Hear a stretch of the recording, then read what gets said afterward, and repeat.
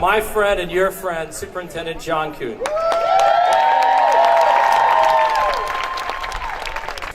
I've been in education since 1997, and it continues, and it continues. The attacks on teachers continue. A concentrated effort to shatter the promise under the dishonest guise of reform has become a mainstream movement supported by America's wealthiest individuals and corporations, by the foundations and the think tanks that they financially support, and by the politicians that they also financially support.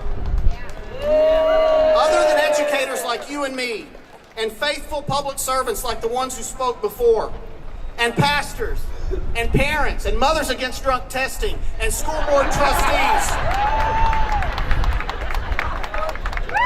Other than us, there's no one standing up for this public school system, the greatest and most noble and democratizing public trust ever devised.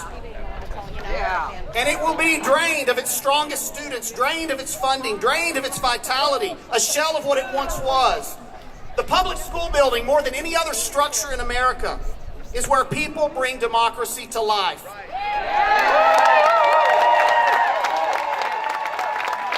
That building is where the wealth of the nation is translated into action that serves the greater good, action that constructs the nation's very future by making strong boys and girls who are equipped to be free and thoughtful citizens, not just career ready, not just college ready, but life ready and capable of self-government.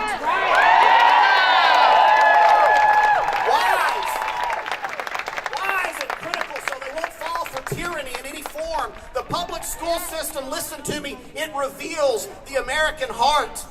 The system is us. It's all of us in action. And I don't mean us as teachers.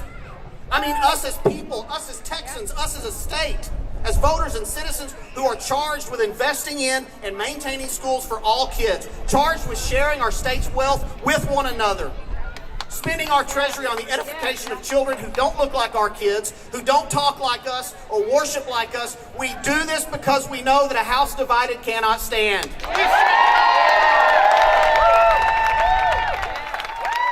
If this great state that we love is to survive, public schools must thrive.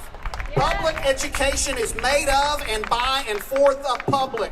It can never be any better or worse than we are. If our schools are sick, that means we're sick. And if our schools are well, that means we're doing something right.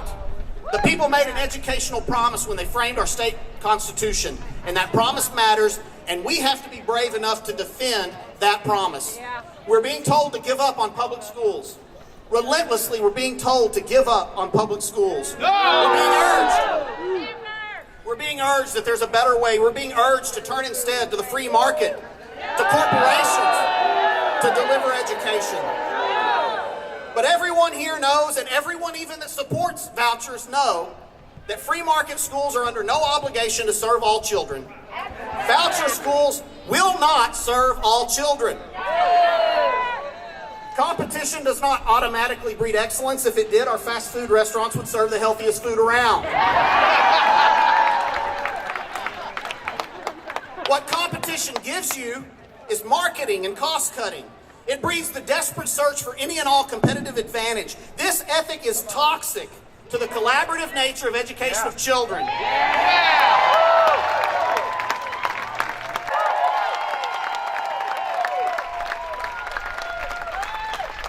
These are our children. They are the best kids we have. How dare anyone keep them out of a school?